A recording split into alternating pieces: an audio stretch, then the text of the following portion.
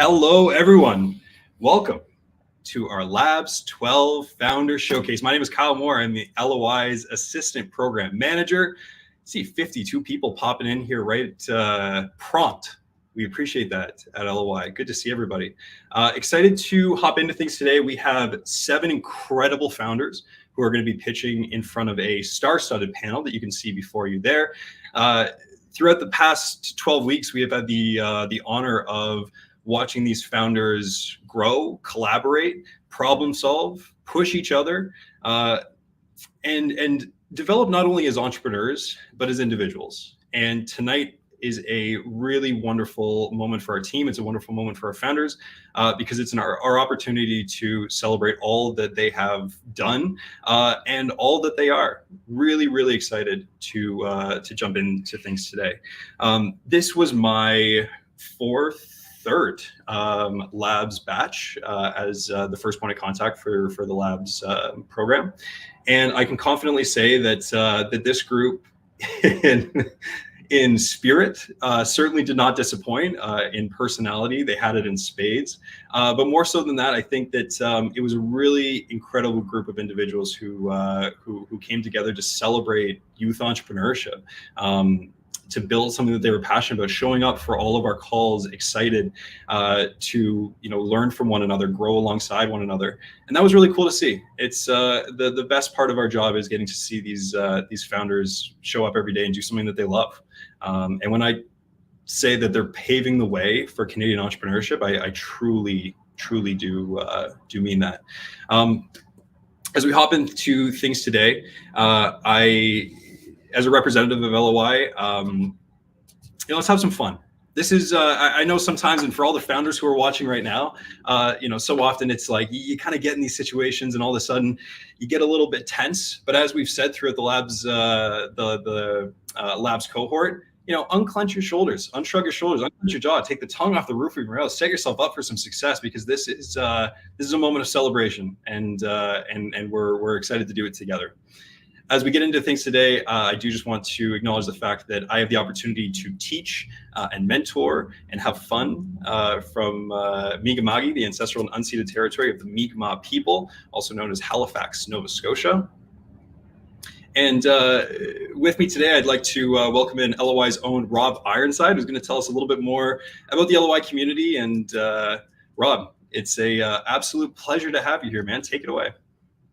Yeah, thanks, Kyle, and thanks everybody for joining in for our inaugural lab showcase. It took 12 of them. We're doing our first one on Kernel, and so hopefully everybody's enjoying the platform. Shout out to the Kernel team for doing such an amazing job. For those of you who are tuning in who may or may not be as familiar with, maybe you're new to the LOI community or are just joining in as you saw this was something interesting and signed up. The League of Innovators is Canada's largest community of talented entrepreneurs under the age of 30, with our main goal of helping founders succeed sooner.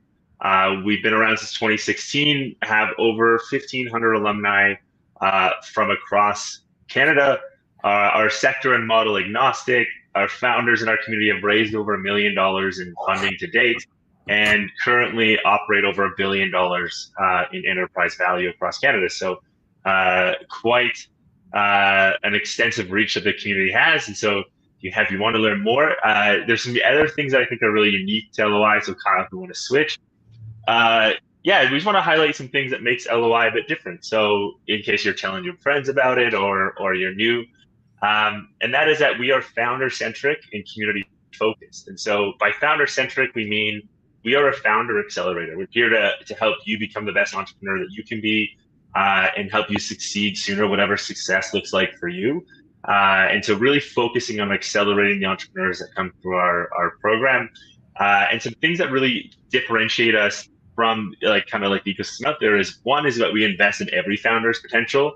Our goal isn't to get a big list of 1,000 founders and pick 10 and try to do that. Our goal is to meet founders where they're at when they apply and get them connected with appropriate and valuable programming and community to help them scale and understand or take that venture or their idea to the next level, whatever that may be. Our next thing is to eliminate barriers to enable success. So we try to make our programming the most inclusive and accessible programming in Canada. meaning that all of our programming is offered virtually so you can join in from anywhere.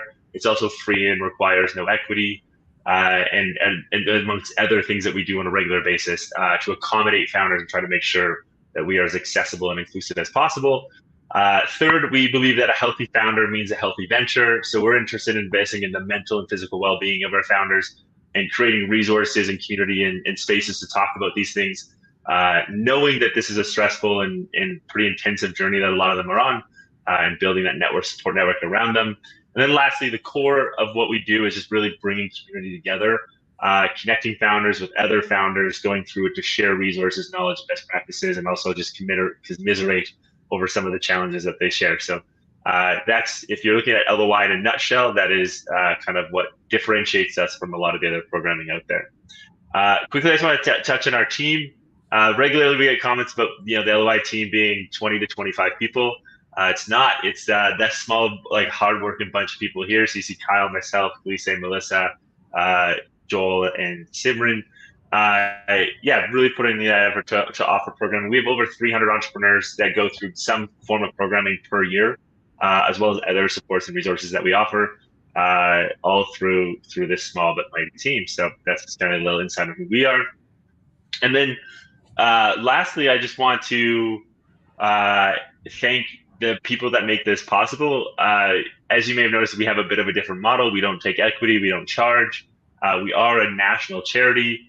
The way we are able to do that is we are funded through corporate partners and donors, as well as the government. So just a shout out to RBC. Their Future Launch program has been the main supporter of our labs program over the last few years. None of this would be possible without them. Also, we had recently were able to had Baker Tilly come on as a national partner, as well as the Rito Hall Foundation, really supporting our success level programming. And then ESDC, which is a branch of the government supporting a lot of the work that we do. So thank you to our national partners. And then on the program side of things, specifically for the labs program, it really does take a village. All of our speakers donate their time. We have a $0 programming budget, which I'm pretty sure we're the only ones in Canada that do that. And that's because all of the people in the partner organizations, all of the founders, everybody, and just a snapshot of some of the organizations that support LOI are there, donate their time and their resources and their expertise to our cohort. So shout out to all of our program partners as well. Amazing. Thanks, Rob. Certainly couldn't do it alone. That's for sure. And one of the biggest things about LOI is that power of community with our founders, with our partners, with the team. Community is really at the core of everything that we do. And I think that community could not have been better represented by this current labs cohort. Labs Batch 12 was a special one, man. I'm telling you. Labs Batch 12 was, like I had said, just an exciting group of entrepreneurs to have the chance to work with. That's the best thing about working for LOI, is that this team gets so fired up about the opportunity to help these founders achieve their entrepreneurial goals, but also to grow as individuals. Youth entrepreneurship is something that, at this stage, we want to establish the fact that entrepreneurship is something that should serve you for the rest of your life, not something that should be a sprint, burnout. And sure, there are some got to move quickly elements of entrepreneurship, but as a whole, the core of entrepreneurship, the community that's built here, should be something that serves all of the 86 founders who took part in Labs Batch 12, representing 57 ventures, sector and model agnostic. We had everything from fitness programs to at-home medical testing kits to Black-centric cookie designs, and the incredible founders who are going to be pitching today. It was really an amazing opportunity to get to see a extensive variety of different entrepreneurial endeavors and have the opportunity to support each and every one of the founders who walks through our door. Throughout the past 12 weeks, our founders have taken part in 32 different sessions. So these sessions range from AMAs with industry-leading entrepreneurs to workshops, internal and external, with both program partners and LOI's own staff. And then something we're unbelievably excited about is our opportunity to bring in alumni to talk with our founders. So we had 25 alumni speakers come in to share their experiences with the current cohort. 60 hours were spent on founder huddles, an opportunity for us to create micro communities within the macro community of LOI, pairing founders based on their stage, based on their approach to entrepreneurship, based on where they're located geographically. Obviously, being a national accelerator, we represent founders from across this beautiful nation. Over 100 plus hours of live content were delivered by the LOI team.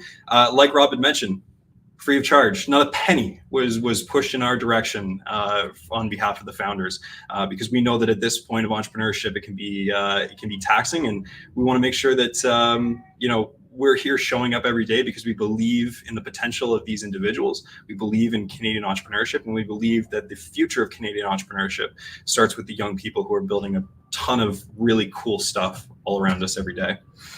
That sentiment is something that is shared by our panel.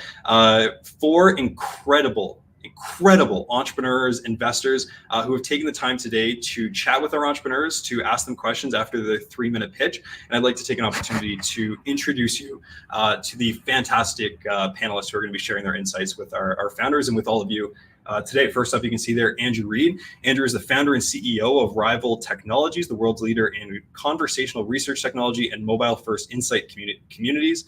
He is also the co-CEO of Rival Group, a parent company of Rival Tech and Reach 3 Insights.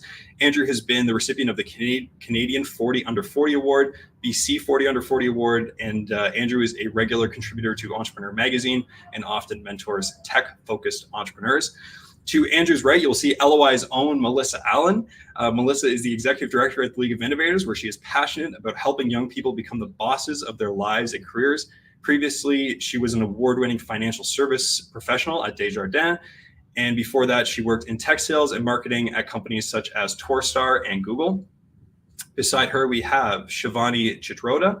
Shivani is currently working as an investment associate at INBC Investment Corp, a venture capital firm with a triple bottom line mandate, focusing heavily on investments in a variety of sectors such as climate, medtech, and technology.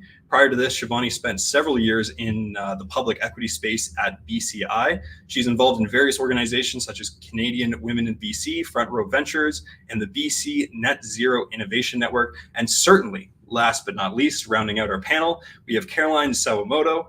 Caroline is a principal and co-founder at IRLabs. She has over 15 years of investor relations and capital market experience across various exchanges and industries. She has supported numerous financing activities, both public and private, and helped raise over $650 million of capital. When I said star-studded, I'm not kidding. And for all of you who may have understood all those words, but the way that they were put together, I think I got lost a little bit, which just shows you the extent of the experience that we have on our panel today. Rob, actually, I would really love your insight on this. To the best of my knowledge, everybody here is here for a group of entrepreneurs, and they're competing for something. Am I wrong to say that? No, you're not, Kyle. There's actually some prizes to be won here, and so we're excited.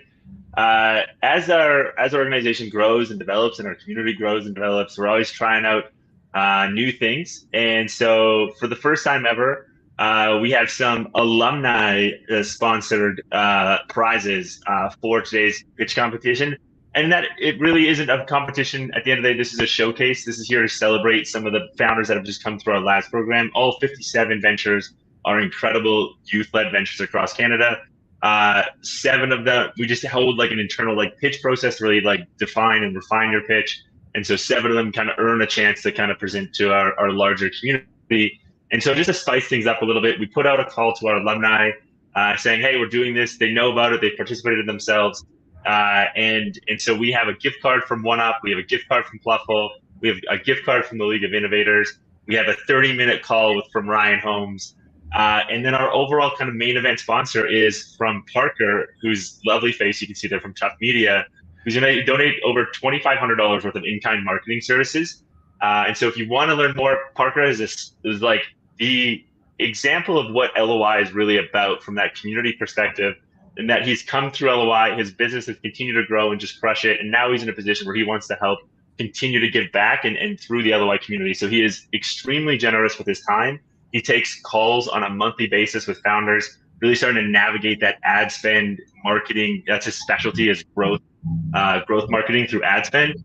And so really helping founders navigate that space. Will always say yes to one-on-one calls, has ran like sessions every cohort for founders, and then was first and like kind of our main alumni to step up and be like, you know what, I want to give back to some of the founders here as well. So shout out to Parker as an exemplary member of the LOI community and showcasing what we're trying to build, which is a community where people can give and learn and continue to grow as an entrepreneur. So shout out to Parker. Beautifully put, Rob. And the QR code that you see on screen there will take you to Tough Media. We've got a ton of incredible entrepreneurs here, investors. If anybody here needs any kind of marketing services, choose Tough Media. Absolutely incredible, person driving that ship, and we highly encourage you to check them out, folks. It's time to get to some pitches. I could not be more excited to introduce you to the 7 fantastic people who are going to be pitching today. We've got Samina from Mevi, David from Golden's Goods, Joelle from Open Pina, Jack from Poultry Patrol, Daniel from Ursuds, Vianne from Rude Mama Hot Sauce, Michael and Cooper, not pictured, for Carb Farm. Who's going to be kicking us off? None other than Zamina herself. I am so unbelievably pleased to welcome to the stage Zamina Sunduri Karim, founder of Mevi, the task management app for moms with new babies. Zamina, you have 3 minutes. As a reminder for all of our presenting founders, I will cut you off at 3 minutes and 45 seconds. So I'm giving you a little bit of grace period, but this is a 3-minute pitch. And everybody who is watching, you get to vote for who you think did the best job pitching their venture and who's going home with those prizes today. So stick around for that link after our founders have pitched. Zamina, welcome to the stage. Hi, everybody. I just wanted to say that I have COVID, so if I sound like I have a frog in my throat, please excuse me while I get this slide set up. Okay, here we go. Awesome. Good luck, Samina. Here are the facts. Moms are struggling more than ever before. They're isolated, anxious, and are experiencing depression on an unprecedented scale. It's shocking that with all of the advancements happening around us daily, this is the reality in 2024. I'm Samina, founder and CEO of Mevi. I thought life with my newborn would be bliss, but I actually spent the first year fighting crippling postpartum depression and the second learning everything I could about the women's health space. I learned that it's desperate for innovation and the white space is hiding in plain sight. Motherhood is hard, recovery is hard, resources are scarce, but family and friends, ever present. In fact, the majority of people that we've surveyed want to help the moms in their lives, but they worry that their help isn't wanted. And on the other hand, moms need more help than ever before, but they're afraid to ask for fear that it makes them look weak and incompetent. Enter Mevi. Mevi is the practical lifeline that moms deserve. We help them organize and manage their family to-dos with their partner, their family, and their friends, aka their villages. Think Asana, but for moms. We neutralize the shame and awkwardness of asking for help. Working parents are getting crushed by the overwhelm of balancing life at work and at home. Moms are trying to do it all, and something has to give. With Mevi, they no longer have to do it all. By sharing mental load with others, they can step in and help so that working moms can show up powerfully at home and powerfully at work. Because of the mental load of manually coordinating help, many moms just don't bother. Our competitors are tackling fragments of the problem, but we're building an all-in-one solution for postnatal family needs. A Mevi mom is a quintessential millennial woman juggling it all. She's resourceful and comes from a brood of people who love her and want to see her thrive. We spent time refining the solution and launched our MVP last year. Our Mevi moms wanted more, so we launched our app in closed beta last week.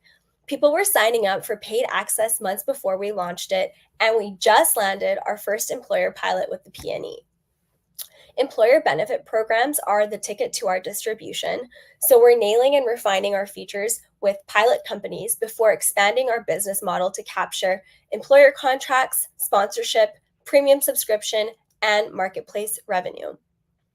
We're a small, scrappy, bootstrap team who have collectively worked with Google, Capital One, Uber, and Masterclass. We're not fundraising right now, but any non-dilutive capital that we get goes right back into feature development. Moms deserve more than a once-a-year Mother's Day celebration because a mom's well-being impacts each and every one of us. We're taking a stance that what we've left moms with just isn't cutting it anymore, and supporting Mevi through introductions and partnerships is how you can take a stance with us. Support for Mevi means supporting moms everywhere. And who doesn't love their mom?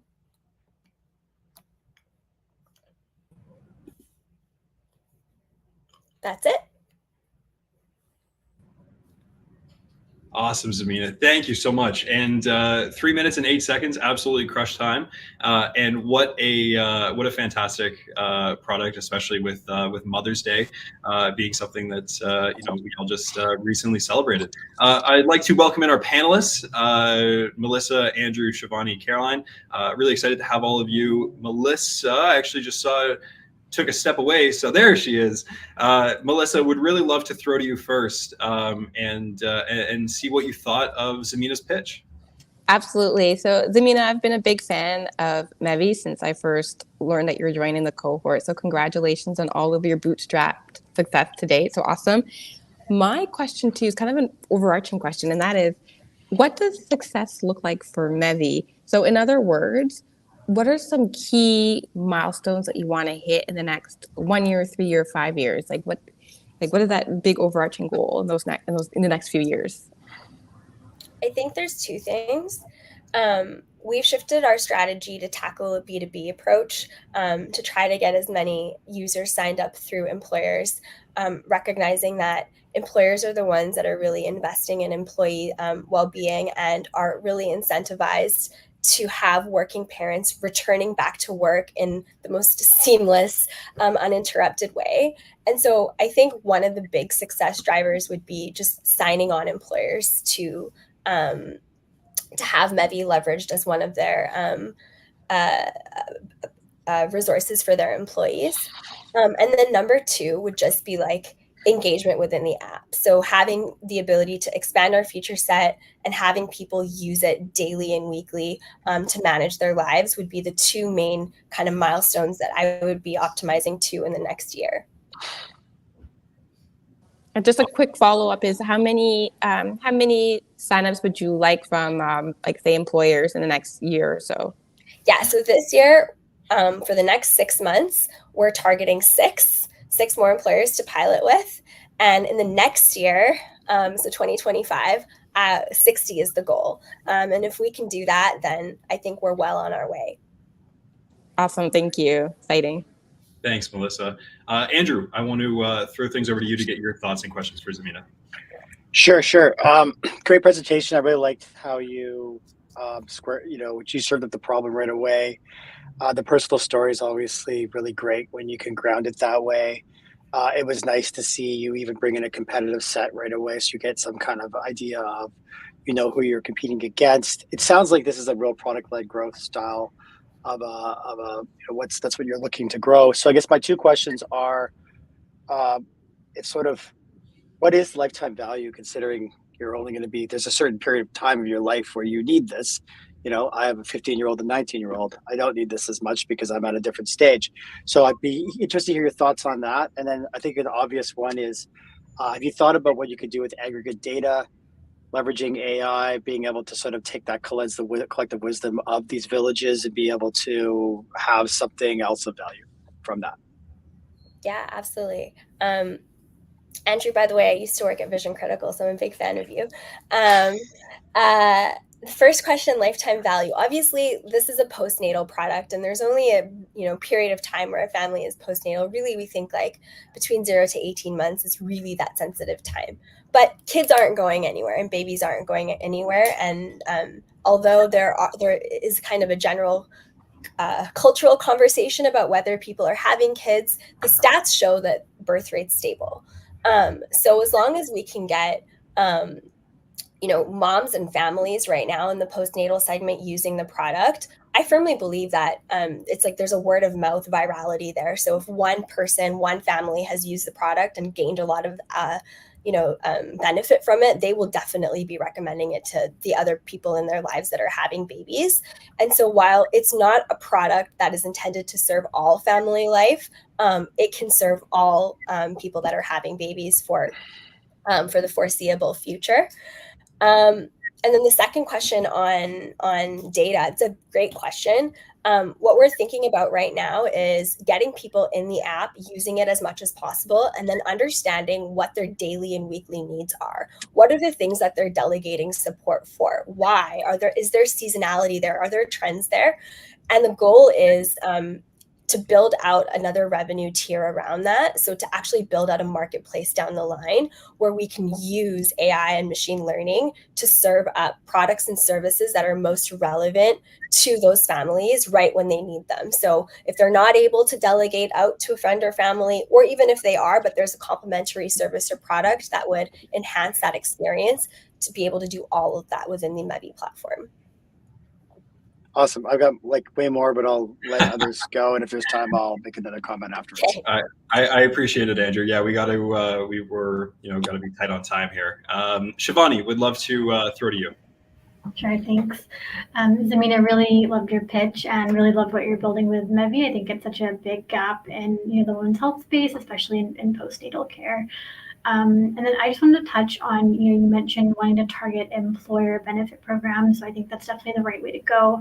But I was curious, how are you thinking of breaking into this space? And from any early conversations that you've had with any potential benefits programs, are there specific KPIs or success metrics that they want to see to make that buying decision a bit easier? So I'm targeting employers directly right now. Really focusing on companies that have a proven track record of investing in their employees in different ways. And we're really just going directly to those people, looking for introductions and second-degree connections, and getting the app and getting everything in front of them and kind of showing them what's possible. Right now, we're just looking to pilot because we want to use the cohort of employers that we're getting through these pilots to understand what we might need to refine in the feature set, what things are working, what things aren't working. And then once we're able to nail that, we will start to monetize those engagements. But really what I've heard so far is that they're really just looking at cost per head in terms of usage. And so where we come in is significantly under what a lot of other companies are targeting and charging. So from a price perspective, Mevi is very competitive. Thank you. It's helpful. Wonderful. Thank you, Shivani. Caroline, excited to hear your thoughts. Thanks so much. I was really excited to see this because I'm 4 weeks postpartum with my 4th child. So when I saw this, I was like, wow, there's such an app to delegate tasks. And so I'm actually really curious as a user, how it works and, what would encourage such a user to invite their friends and family. I know it wouldn't be just easier to just, give them a call or create group chats or anything like that. So I'm more curious on it as a user perspective. So maybe you can explain a little bit more. Yeah. Great question. Congratulations. Thank you. What we've heard from a lot of families is getting their partner into the app is a huge win.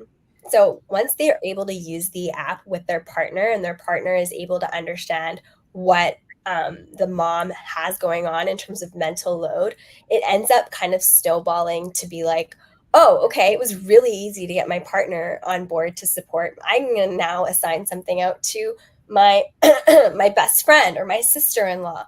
And so I think it's kind of incremental. So there isn't necessarily an expectation that you're coming in and you're bringing in your entire village out of the gate, although there are going to be some families that do that. But I think a lot of families are starting with just their partner and maybe another close loved one. And when they're able to find a fit or a dynamic that works for them, then starting to add other people from their village into the app. Another thing that we've heard when chatting with doulas is that there's a big opportunity for care providers to be using Mevi in tandem with the families. So if you have nannies, other people that come into the home to support your family in some capacity, being able to add them to your village to really easily coordinate what's going on in your family life just makes it easier instead of the back and forth of text messages and forgetting that you need to do something and not maybe, catching all of your deadlines. This is kind of all-in-one solution to be able to do that. And I guess as a follow-up question, if I may, in terms of, I know you mentioned you're switching your strategy to B2B, but I feel like there's a lot of potential for B2C, just given the different mom groups or different influencers. There's so many of those right now. I guess just curious in terms of your experience in the B2C. My experience is actually primarily in B2C. I have over a decade of experience in B2C marketing. And so B2B is uncharted territory for me. What I will say about B2C is that it's a lot harder. It's a very one-to-one selling relationship, whereas the B2B strategy just allows us to get to that critical mass much faster. And to be able to very quickly articulate the benefits of the product via the employer. One thing that we've really learned is that as a parent, hindsight's 2020. So once you're in it 4 weeks postpartum or 6 months postpartum, it's very easy to look back and say, I wish I had done this. But a new parent very often does not know what they don't know. And so, using a channel like B2B where employers and other folks can vouch for the benefits and the value of Mevi is kind of the path of least resistance. The B2C channel will remain on. We're not going to say no to direct consumer signups, but B2B is going to be the primary focus for the next year. Awesome. Thank you, Zamina. Thank you to our panelists, and Zamina, really, really well done. I can't thank you enough. Okay, we are going to move along to our next pitcher, our next pitch. So I would welcome to the stage David Bowler. David, appreciate you being here. Excited to hear your pitch, and as always, your time will start whenever you say your first word.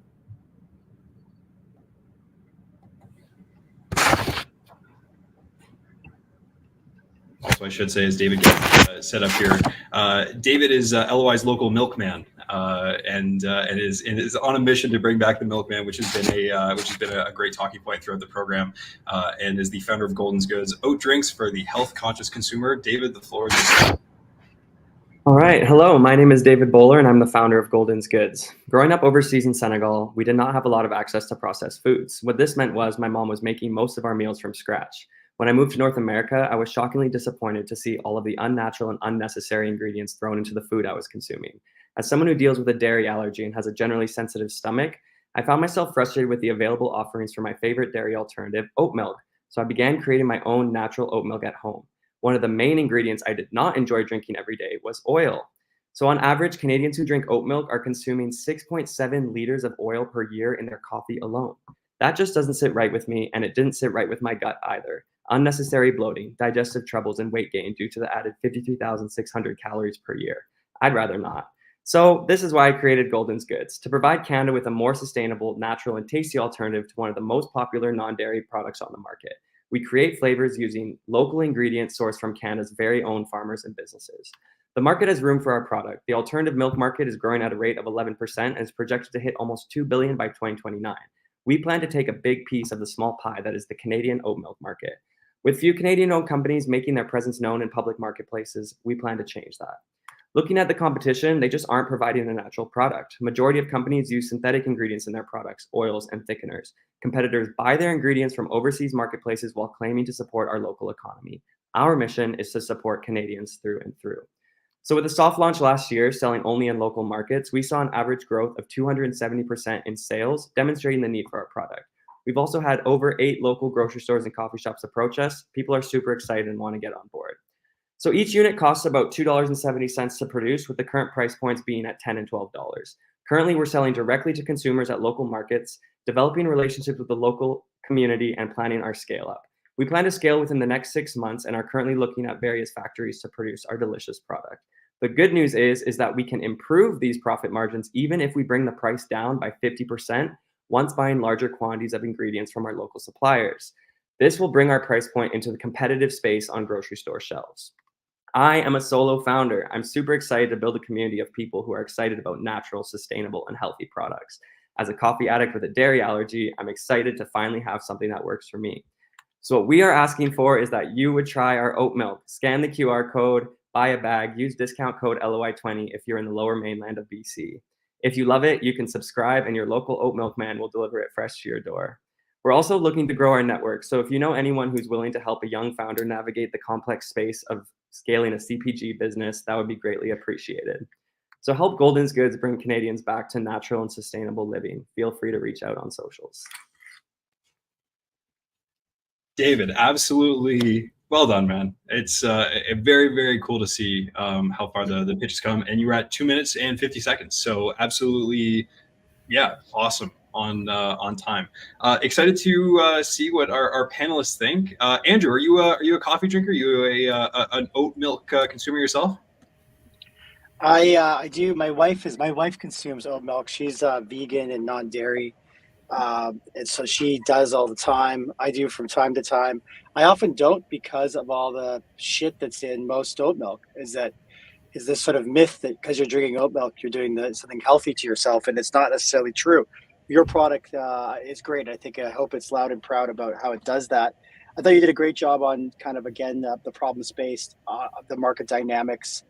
I guess just questions about like any thinking about the universe of how many SKUs that you could have.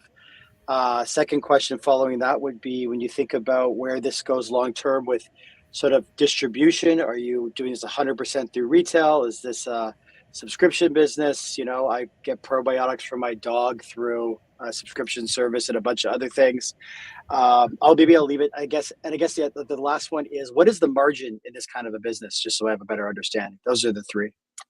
Okay. So for the SKUs, right now we're just focusing on oat milk. I have 3 flavors at once and then 1 seasonal flavor. So that one just rotates to kind of keep it fresh for customers. And then they come back to the market to try the newest one. Definitely focusing on the oat milk right now. Want to expand in the future because my dream is to create a scalable, sustainable business to help shift the paradigm that local is expensive.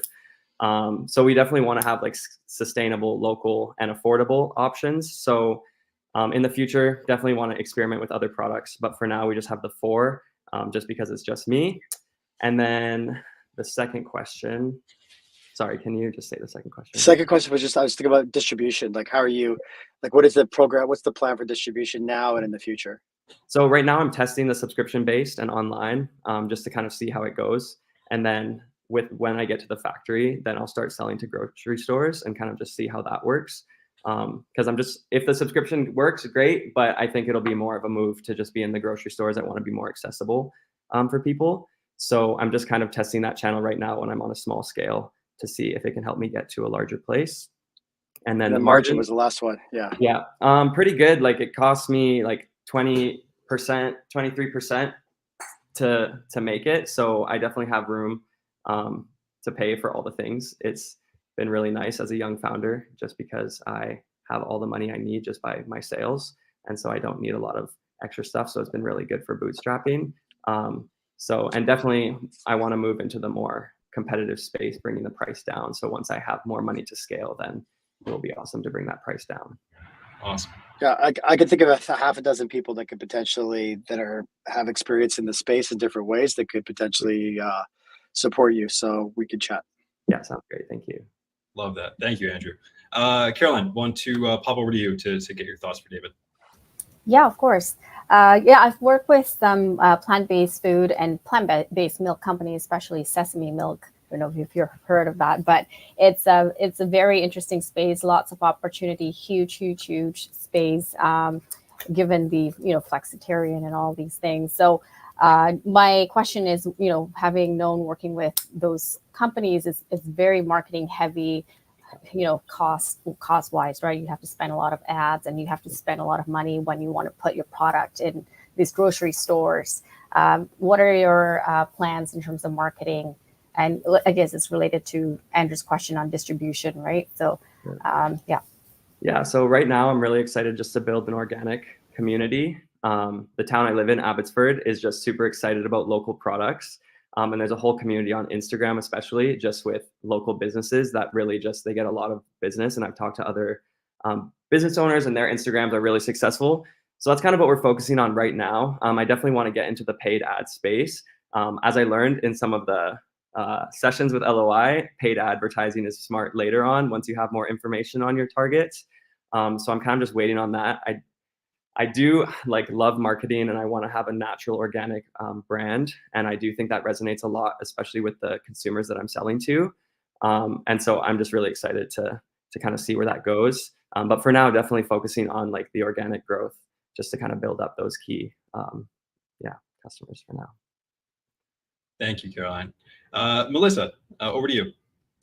Absolutely. So again, congratulations on another bootstrapping company. That's awesome. And I'm a huge oat milk fan, and my husband and I, we buy 4 cartons of oat creamer at a time because we consume too much of it. But I can't help but think about the fat and things like that are in it. So every time I pour some, I always think about your product. So I can't wait to try it. And so what I'm curious about is, you mentioned a goal of building or having a manufacturing facility. Is that true? Can you talk to us more about that and what you'll need to actually make that happen, and how it'll positively impact your business? Sure. So right now I'm noticing that the options are pretty limited or what I've been able to find. I know co-packers are really bad at doing marketing, so I haven't found a ton of options in Canada. For that, I am working with a local farmer who has his own equipment at his farm. And so we're going to have to see how that goes. I'm going to do a test launch, but I have to, So I'm going to do a test with 1,000 units to kind of see how it works. And if it still tastes good, if the consistency is where I want it to be. I think it'll just make me be able to flood the market. Because right now I'm just making it by hand. So I can only sell as much as I make, and I work full time at another job as well. So I'm selling out at every market every week, but that's kind of the extent at which I can make it.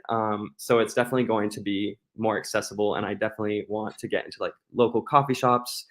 That's kind of my next step, I think, is just getting to some coffee shops. And I think when I'm able to produce higher volumes, then I'll be able to start selling through these other channels. So that's kind of why I'm stuck in the markets right now. And to get there, I'm going to need some money. So I'm trying to figure out what the best way is to do that, whether that's an angel or whether that's just, if it's possible, through just scaling myself at markets. I'm kind of just testing that out, have a few conversations going. And then it's going to bring the price down a ton. So that's just really exciting, because I really want to have a product that is accessible for people, that's healthy, sustainable, natural. Because there's this whole idea around all sustainable, healthy products that is just not affordable for people. And that's just frustrating, because what does that mean? It means that people who can't afford these products are having less healthy things, which isn't fair. And it's not right. Sorry, that's a bit about the passion behind it. But that's kind of the exciting part of the scale, is to just bring that price down, have it competitive, and have that accessible for everyone. Awesome. Thank you. Yeah. Thank you for your question, Melissa. Shivani, if we can get one last quick question, just for the sake of time, for David. For sure. I guess my question is just more on, are you collecting any data in terms of, your current customer base, and for customers that don't repurchase the product, do you have any kind of insights as to why? Is it kind of price point that's the blocker, or maybe something else? Yeah, so price point is definitely one of those pieces. Coming back. People, I'm still trying to kind of solve this one problem. And people have a hard time sometimes, but I'm trying to think of how to word this correctly. Sorry. Could you just please phrase your question one more time? Yeah, sure. I was just wondering if you kind of collected any data on your current customer base and had any insights in terms of if a customer didn't purchase again, what the main reason was. But it sounds like, to your comment, price point was a primary blocker.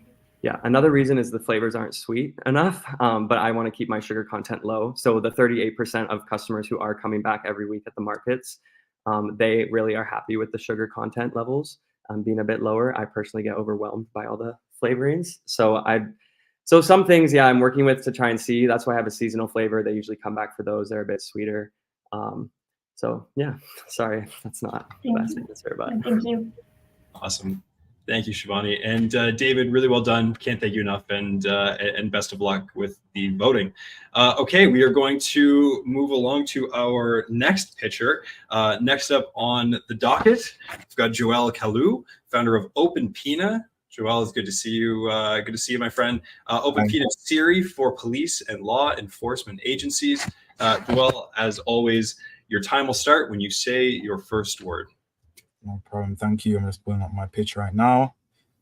Just confirming that everyone can see. We see you great. Okay, great. Thank you very much, Kyle. Let's be honest. We don't live in a perfect world. Every day, thousands of interactions occur between law enforcement and the public. While many of these interactions are conducted professionally, some unfortunately lead to misunderstandings or worse. A police officer's job is super difficult. I don't think we understand the amount of pressure they're under on a daily basis. Mistakes generally occur due to ignorance or arrogance where they do know, but they still choose to act. That prompted us to think deeply.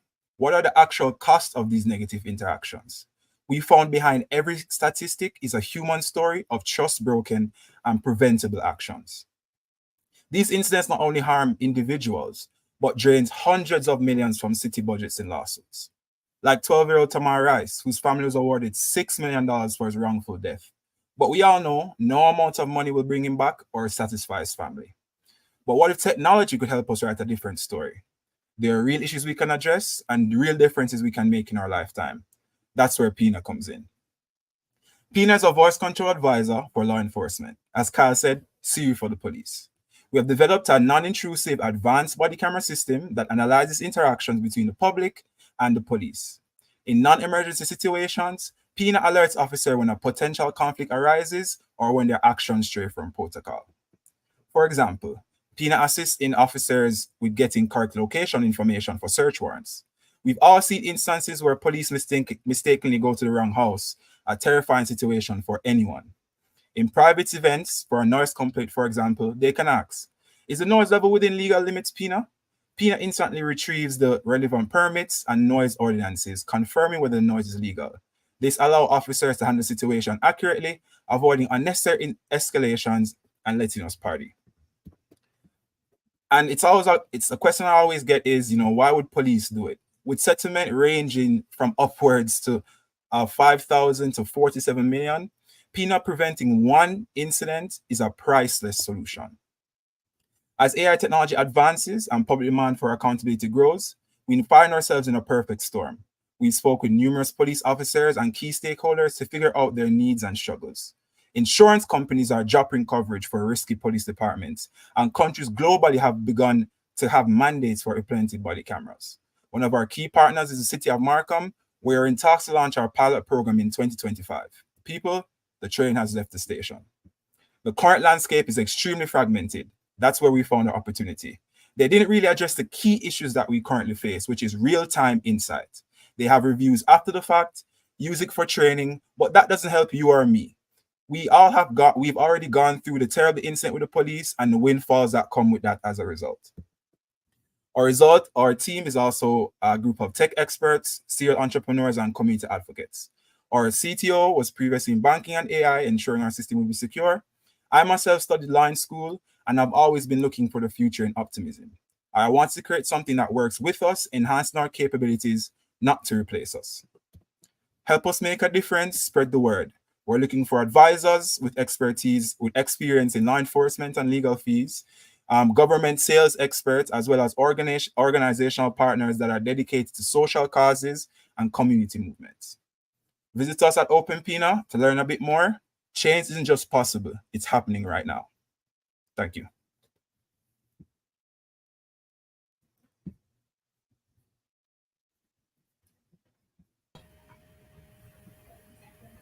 It's not my screen. Good. Kyle, I think you're on mute. I appreciate that. Thank you. I was just saying, very, very well done, Joel, and very cool to see how how much progress has been made on the pitch. You were close to the time, about 3 minutes and 40 seconds, but a lot of really, really great information in there. Caroline, would like to throw to you first, and I do just want to make a quick note to our fantastic panelists to try to get to one question at a time. And as this is a complicated, there's a lot of questions that can be asked. Let's try to go one at a time, and we'll see if we have time for follow-ups. But Caroline, we'll start with you. Thank you so much, Joel. I might have an advisor for you, actually. He's based here in BC, so I will message you later. He's an ex-law enforcement, dealing with gangs here in Surrey. So the question I have is in terms of features. I know you have multiple features there. What are you focusing on today, and what are you planning to build? So I think a part of the message is our key unique aspect is the real-time insightful feature. So I'm sure you've all seen, Gemini, results for their AI. Their results that they got was incredibly skewed based on the data that they had created. The value that we would have is being able to properly analyze the situation and give the correct legal context where the police officer would be able to act. Everything around it is currently in place. It's called an evidence management system for body cameras. But on the front end, that actual insightful real-time situation is really about our AI being able to analyze the situation and actually consolidate the correct information in a non-intrusive way so that the police officer can actually make key insights. Awesome. Thank you, Caroline. Appreciate it. Shivani, let's toss things over to you. Sure, thanks. I really like the innovative concept, Joel, and I think that there's a lot of impact that this could drive. I do see, I guess, like law enforcement as maybe a slower market to adopt change. I guess, like, how are you thinking about that, especially given all the red tape, potential, approvals needed? I guess, how are you thinking about your go-to-market, and how has piloting this gone so far? Yeah, perfect. So we actually just begun the initial process at the beginning of LOI. So now towards the end, we're at a stage where we have, a demo to be able to present. I sent that link in the chat. There's a video that we just posted today. But in terms of the go-to market, as you said, it's a very long and difficult way, right? How the framework we're following is body camera systems. I'm sure you guys can think that police officers didn't necessarily want body cameras to be implemented. All it took was that one pilot program that essentially showed a 30% increase in compliance by the utilization of the body cameras. And that in effect actually turned into policy, actionable policy that trickled down to where, as I said, the United States, globally, Canada, as I said, that RCMP have now implemented mandatory situations for body cameras. So it goes back to situations like the seatbelt. Persons actually protested the implementation of the seatbelt at a point, but it was actually the test and the results, the data that says, hey, this actually prevents X amount of deaths. This actually prevents X amount of costs due to the mistakes of the police officer. And due to that, it's actually, a gross injustice to ignore this, as well as the community aspect that I spoke about. I used to be an employee at BPTN, which is a large, company, but has huge social pushes. So it's a relation of actually showing the actionable insights, as well as growing from the community standpoint to say, hey, we actually need this technology, and it's going to be incredibly impactful for the future, as you said. Thank you. Thank you, Shivani. Andrew, your thoughts? Yeah, this great presentation, interesting area. I was, Vancouver Police Foundation actually funds things like this, so very much of interest. I was at an event last week with them. I guess my question is just about the AI side of it. You've clearly seen probably the update of GPT-4 Omni. Maybe you could just chat about like how you see being able to leverage some of that. Yes. I mean, you kind of talked about that audio and image to be able to drive more value. I'm so glad Google and OpenAI made their announcements this week, because a part of, even as I said, it's a very complex space. Not many persons understand where we are in the technology, but the technology is here and now.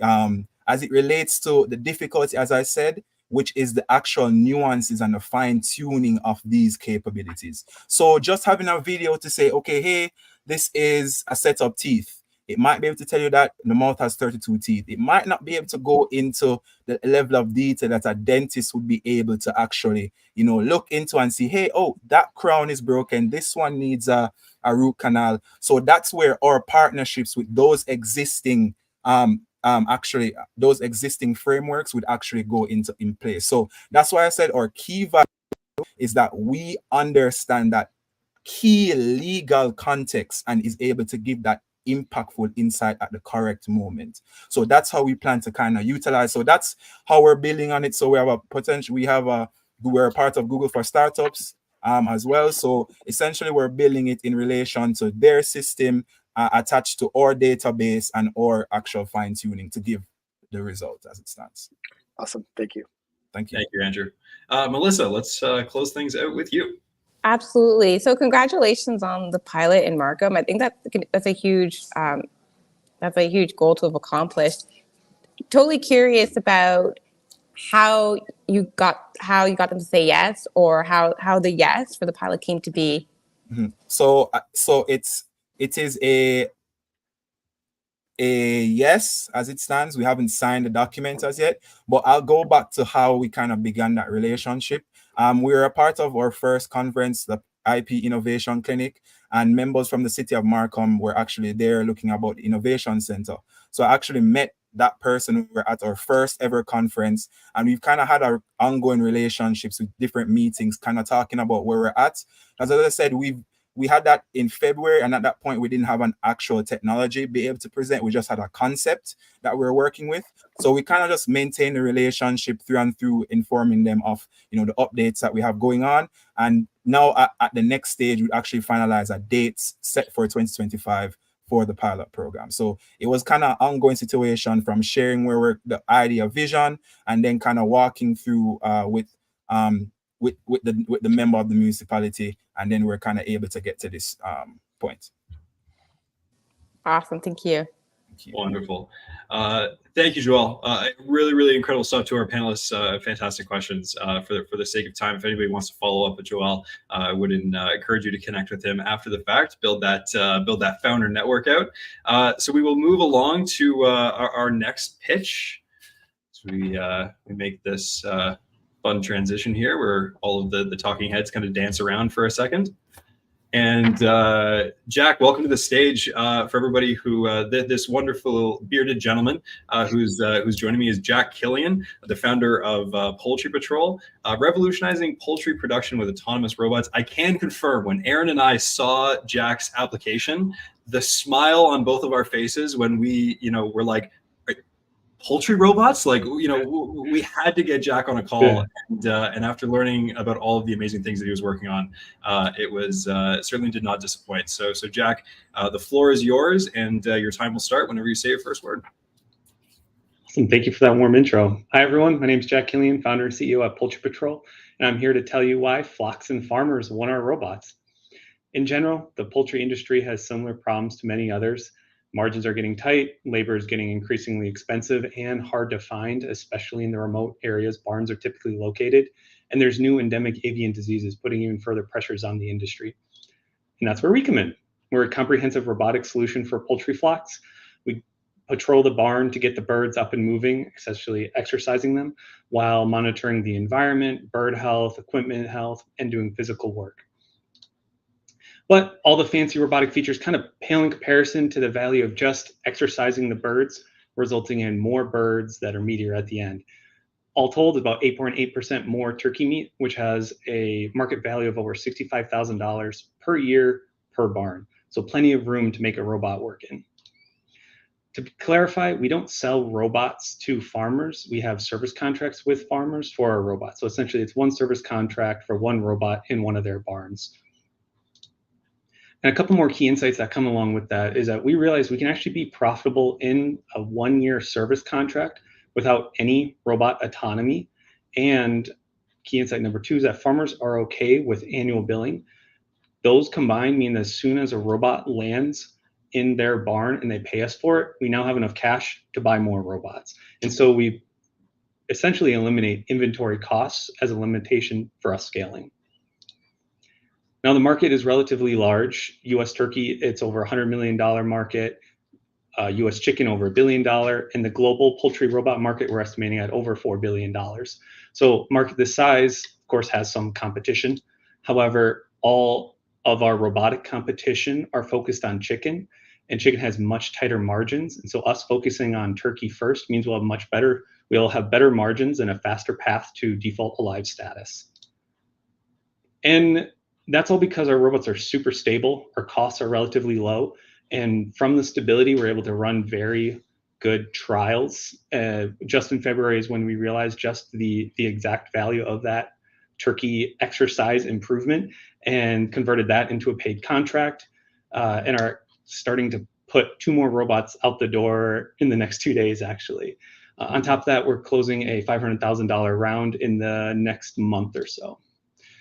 Where we're going, we're really pushing this chunk of time on our strategic connections, getting trials with them for them to validate the gains on their own while building a V2 robot that allows us to reach that profitability. Now, my background, I've been doing robots just about my whole life. My co-founder, Marius, he has over 16 years of embedded software and hardware design with a focus on computer vision. So between us, we can make robots work in a barn and really anywhere. We're supported with some awesome advisors from robotic startup entrepreneurs, venture investors, and of course, our turkey farmer friends. One is the current president of the National Turkey Federation. So we're really making sure we build what they're looking for. To wrap it all up, we are in the middle of closing out a $500,000 round. We have $325,000 of that accounted for, and looking for 175 more of follow-on funding. Additionally, we're looking for a corporate advisor to help us navigate the relations with those large companies to make sure we're not stuck in a forever mode of waiting on keep continuing trials. Thank you so much for your help, for your time, and I'll open it for questions. Looks like the videos didn't play, unfortunately, but quick note on this video, the robot runs by and some turkeys chase after it. So it's, to clarify, the robot is a carrot that the turkeys chase after, not like a whip that gets them up and moving. So yeah, you'll just see the dozens of turkeys running after the robot around the barn. It is a true shame, I will say, as somebody who has seen Poultry Patrol's videos, that they haven't played it for all of our panelists. I highly recommend connecting with Jack after the fact, because if you want a great laugh, a robot being chased by a bunch of turkeys, surprisingly hilarious. Jack, really, really well done. Appreciate the pitch. Time-wise was about 3 minutes and 32 seconds. So there we go. I know we had chatted about the cutoff time, so well done. Opening up for questions, would love to throw to Caroline first. Thank you so much, Jack. That was a great presentation and very innovative. My question, do you have any IP around your technology, the robots? Yep. On a couple of the key features, we have a provisional patent, and part of the raise this round is to basically put some money towards converting the provisional into a series of patents. We're trying to determine exactly what our patent strategy should be, especially in ag. There's a few different ways we can go about it, but yeah, that's on our radar and have it on our budget and timeline. Thank you, Caroline. Thank you. Andrew, to you. Oh, Andrew, you're on mute there. Sorry about that. Yeah, really great presentation. I love this idea of selling a subscription versus a product. I think it allows you to continuously upgrade those. Exactly. It'd be great to hear your thoughts about some of the other value. While I looked at this, I thought about sensors measuring humidity, heat, temperature, cameras, benchmarking against other people in my region, gamifying. There's a whole exactly. If I shape this into the one quick question, which have you guys thought through like what the next thing beyond getting animals to exercise would be as far as value to the subscriber? No, I think you kind of listed off a lot of them, and that's part of what our initial trials are going to be focused on, is going like, hey, we're doing this thing that's the most valuable to you. What do you really want to be the next thing? I mean, it always comes down to the bottom line. So it's a lot of the times we look at features like, oh, this would be awesome to have, but how much does it drive the price or something like that? And the pricing gets kind of is something we're definitely going to be working through. It gets adding features to increase the price isn't necessarily what I think would happen, because the price will already be so high from the bird performance alone. Feature additions or more so separators from potential competition. So then it's more about what are the low-hanging fruit for features. There is the data collection side for comparing. But one thing I didn't touch on is there's existing monitoring companies that do sample like environment. So even though I say we can do it, it's more likely going to be the case that we're going to look to partner with those existing monitoring companies and basically put their payload on our robot instead of directly competing with them. Because in that way, now they become essentially another sales channel for us. Be like, hey, we already have the system, the UIs, the farmer's already interacting with it. Now you can have a robot that has its own value driving features. And any IoT company will tell you their biggest pain point in sales is basically what's action can you take based on the data you're collecting. Now we can be that action for them. So again, it's Cool. That's kind of thoughts. Thank you. Shivani. Thanks, Jack. Great presentation. From my experience, the egg industry can be a bit resistant to change or kind of slow to adopt innovation. So I'm curious if you're seeing any of that resistance, and also curious just what the length of your sales cycle might look like. Yeah, I think it's definitely true. They're slower to adopt.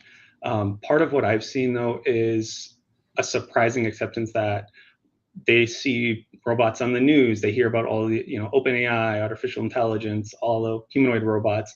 And so it's less of a question to them of if robots are coming, just in what form. And when they see our robot, every farmer who's kicked the tires at least is like, oh yeah, this will probably do the job. And so then it becomes more of a business case on, pricing and stuff like that than if they're even willing to try. Because at the end of the day, they know their numbers. They know what break even is for them. So if we tell them 8% more turkey meat, they know how much money that'll make them. Our price point's half that. Cool. That's enough for them to start a trial. So the typical sales cycle for a turkey farmer, at least, would be they trial one robot, a flock goes through. They're like, all right, that was pretty awesome. I have 4 more barns. Let's put it in 4 more. But then once we have those initial set of turkey farmers on board, that 8.8% turkey meat production, that's not entirely, that value I quote isn't entirely seen by the farmers. Most of that's actually seen by the processors, your Genios, your Tysons, those larger companies. So there's enough room to build a farmer a good amount directly, but then we would work with those larger companies to cost share the robot with the farmer. And as soon as you get a Genio buying in, they have 1,000 turkey farmers, 1,000 turkey barns that feed them. They say, well, we're going to offer a turkey grower a bonus pay for using the robot. Now we don't even have to do any sales. Genio's already done the sale for us. And we do that with a relatively few number of robots to basically leverage Genio's existing network. And that's because the meatier turkeys have more turkey breast meat. And that's the big money maker for these large companies. The farmer doesn't see any of that value, but the processors, the large companies do. And so that's why they would want to incentivize farmer usage of it. Awesome. Great question. Melissa, what are your thoughts? All right. I like the idea of turkeys chasing robots. It makes the movie iRobot a little less scary because we have turkeys to protect us. So awesome. And maybe consider doing a social media channel where it's just turkeys chasing robots. Okay, so aside from that now, do turkeys require different exercises or exercise regimes in chickens? And I ask just because what's to stop a chicken robot chicken from just becoming the competition immediately once they see that you are working with turkey farmers? Yeah, the exercise, it mostly comes down to bird behavior. Turkeys are generally more active than chickens, so getting them up and moving is a little easier. But because they're more active, they're also more willing to poke and prod at their robot. So most of the times the robots fail due to turkey intervention or some adjacent thing related to tougher barn environment conditions. So starting in turkey is a little harder in that aspect, but the bird performance, you basically have more benefit from it because they're already more active. And then in chicken, the barns are typically larger. So if you're looking at it really comes down to the bird behavior, and then how the value of exercise kind of splits between the farmer and the larger company. It splits better in turkey than in chicken. So if you started in chicken, you also have to get that. Step one is getting a Cargill bought in to see a significant paycheck. Got it. Thank you. Thank you, Melissa. We do have time for one follow-up. If anybody has an additional question, open season for Jack. If you see a wild white turkey, though, that might be a concern. I do have a question on your V2 robot, and how is that going to increase your profitability? Yeah, it basically comes down to our unit economics with that. Okay, good. Essentially, our V2 robot will, when we're looking at it in terms of value per robot, there's of course the year one service contract, because that kind of drives a lot of what I described. That allows us to scale, but then also the lifetime value. So what we think is a fair price point for our initial turkey robots is around $10,000. An aggressive price point would be this $20,000 I have here. That V2 robot allows us to drop our parts cost and assembly time low enough such that we can recover that in the first year, essentially. And so now instead of our big costs, and then on this is also to note our driver costs, we do have some levels of robot autonomy, but because we don't require autonomy to be profitable, it just becomes another cost we can start attacking when we need to. So right now, our big cost for growth would be our CapEx and assembly time.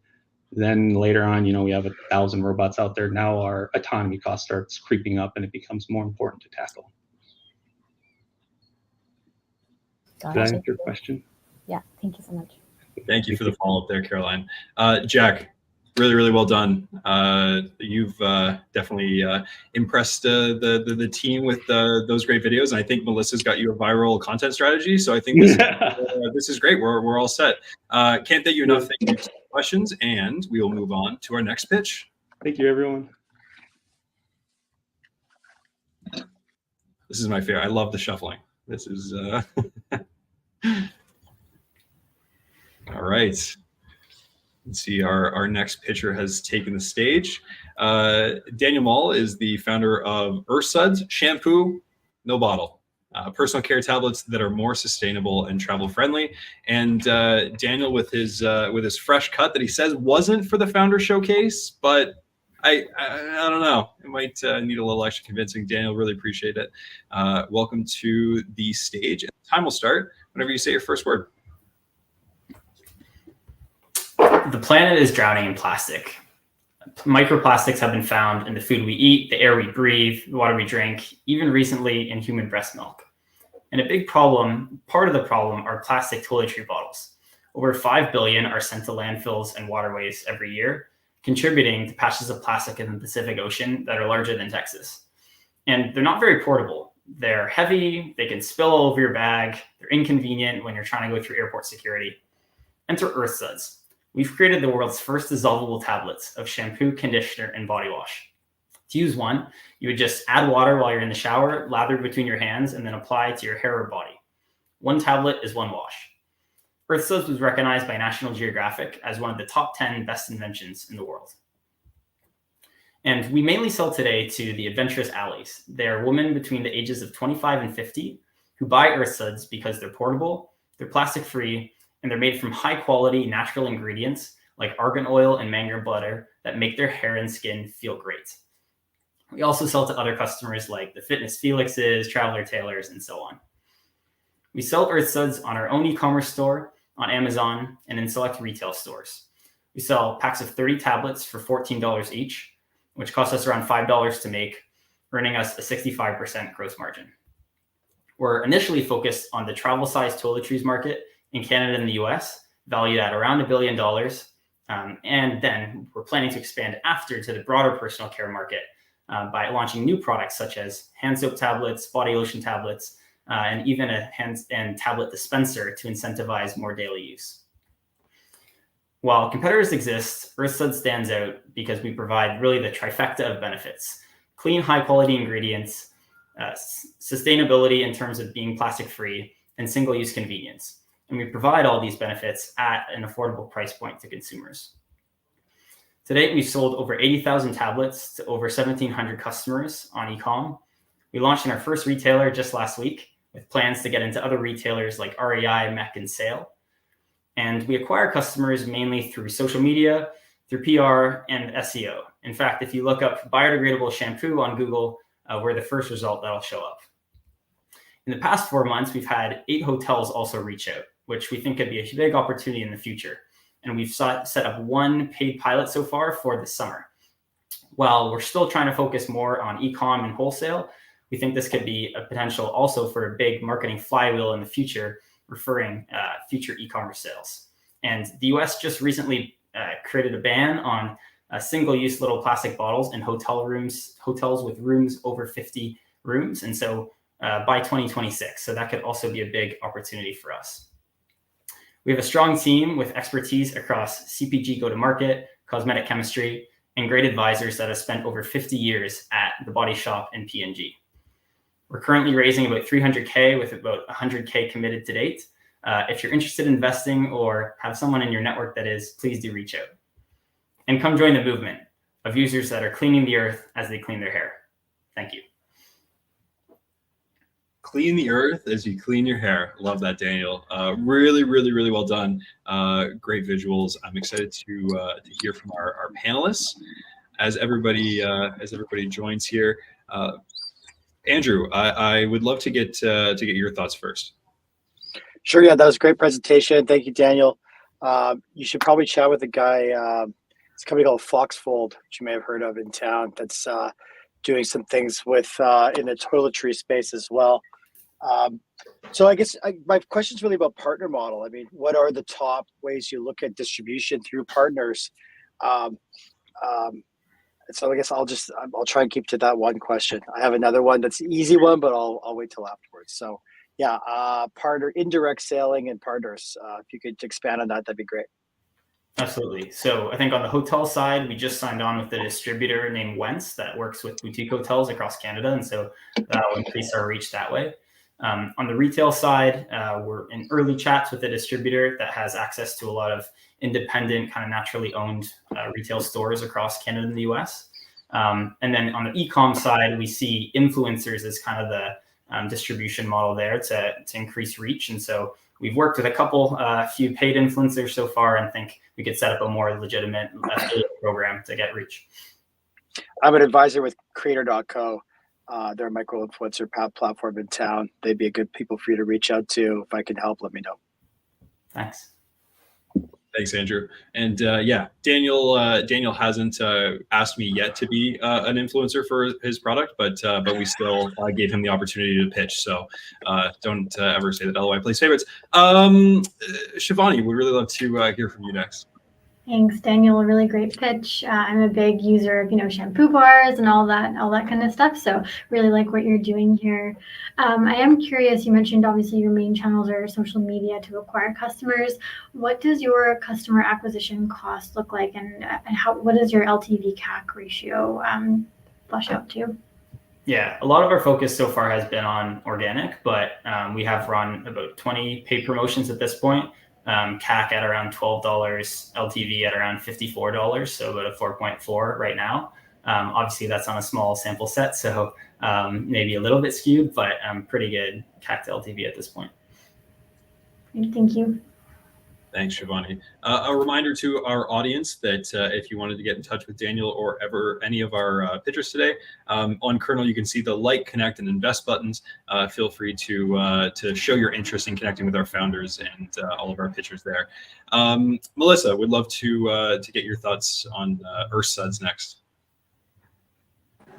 Absolutely. So I feel like, and I've noticed too, is that when there's a new format of a cleaning or hygiene product, I feel like sometimes it might take the consumer a bit of time to get used to that concept. What has the feedback been for your products? It's new and it's unusual. It's so cool, but it's definitely different from what we've been used to for the past 150, 200 years. Well, I think there is a big transition to tablets in general. So your dishwasher, laundry detergent, that used to be all big bottles of liquid. Now it's moving more to tablets. You may have seen toothpaste tablets with Bite, or household cleaning products with Blue Land just raised a 20 million Series B for household cleaning tablets. So I think there is a big societal shift to tablets as a better form factor and more sustainable one. Specifically with Earth Suds and shampoo, conditioner, body wash, I think the first time the user uses it, there is a bit of a learning curve. And so that's why we make we provide as much instruction as we can. We have great videos on our website and social media around how to use. We provide informational cards with packaging and on packaging to help the user. But really after that first use, then people kind of get the hang of it. I've had a lot of people send in some customer feedback around like, on my second use, third use, this is awesome. Like with the quick comparable Shivani to shampoo bars, like I think the problem with those is it's awkward to kind of use on your head and messy to carry with you, versus with Earth Suds, you just use one tablet, suds go down the drain. And so a little bit less awkward, more user-friendly. And so after that first initial use case, then people can get hooked. Thanks for that. I can't wait to try. Thanks, Melissa. Caroline, would love to hear from you. Yeah, in terms of your user profile, you mentioned, the Adventures Alley. How do you expand that? I know you are probably coming out with new products, but yeah, just thoughts on that. Yeah, so I think the outdoor adventure user is certainly the power user at this point. There are also lots of other types of users that have started to pick this up. So the frequent traveler for business that is going on, a couple flights per week, much easier to just throw this in their bag and go through TSA. The super green, sustainable consumer that's trying to move away from plastics altogether, that's been a big buyer. The fitness Felix that I mentioned, that's someone that is going to the gym and they don't want to use those generic pump dispensers that are there. So they'll throw that into their gym bag. We've had users that bring it with them to the pool or to the lake, being more biodegradable, eco-friendly. So I think we're starting to expand our user base that way. And I think it's something that, it just takes time. You start with your early adopters, and then the rest of the market tends to catch on. So we're trying to make the product as viable and available to as many users as we can, and hope to expand our reach. Awesome. Thank you, Caroline. We do have time for follow-ups. And Andrew, I know you did say that you had something on deck here. Well, so, I mean, assuming that one of Caroline's many children somehow crawled into, on a late night, decided to have some snacks. They saw a nice pink little square thing and threw it in their mouth. Is she calling poison control, or what's the situation? So that's the beauty of it. It's made from all naturally derived ingredients that are, cruelty-free. They're vegan, no sulfates, no parabens, no silicones, any of that. So she'll be fine. Just don't eat too many. I will admit that I have eaten one myself as a founder, having to test my own product, and stomach didn't feel all that great, but I was totally okay. So yeah, that's why we pride ourselves on natural ingredients. This is that movie, The Christmas Carol, where the mom makes the kid put soap in his mouth. So maybe this is going to be a disciplinarian. It's got like another benefit to it. So thank you for answering that. Yeah, if anyone's calling for actors, I'll be there. We put on our packaging to try to make it very clear: do not ingest for external use. So definitely, please don't turn this into the Tide Pod challenge. That's exactly what I wrote down. Revolutionizing old-fashioned disciplinary actions forever, and environmentally friendly. Incredible. Earth Suds really checking all the boxes. We would have time for one more question if anybody does have another follow-up. I have one quick one.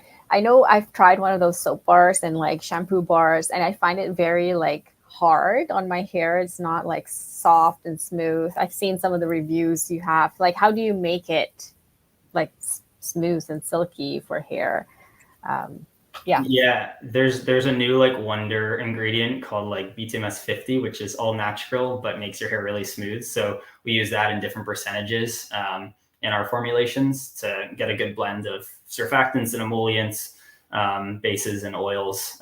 So it's just about tinkering and experimenting, but I'll give you the hint that that's kind of the wonder ingredient that helps make your hair feel so great after using Earth Suds. So you've patented this formula?